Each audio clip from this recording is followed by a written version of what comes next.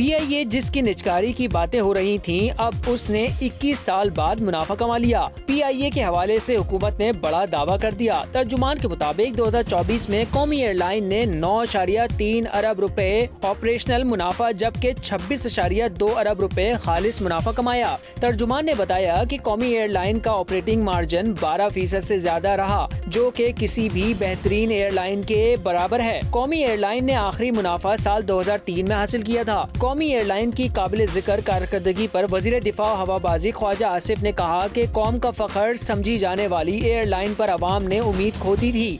حکومت کے سخت اقدامات کے باعث قومی ایئر لائن میں مثبت تبدیلی ممکن ہوئی ہے۔ خواجہ آصف نے اپنے بیان میں بتایا کہ قومی ایئر لائن نے مالی سال 2024 میں 9.3 ارب روپے آپریٹنگ منافع کمایا اور 21 سال بعد قومی ایئر لائن کو 26.2 ارب روپے کا خالص منافع حاصل ہوا۔ قومی ایئر لائن کی تنظیم نو، لاگت اور افرادی قوت میں معقولیت لائی گئی۔ وفاقی وزیر خواجہ آصف نے کہا کہ قومی ایئر لائن اب نجکاری کے ذریعے مالیاتی کارکردگی سے فائدہ اٹھانے کے لیے تیار ہے۔ وزیر اعظم شہباز شریف کی قیادت میں ہر جانب سے اچھی خبریں آ رہی ہیں۔ انہوں نے کہا کہ راستوں کی اصلاح اور مالیاتی نظم و ضبط کے تحت جامع اصلاحات نافذ کی گئیں۔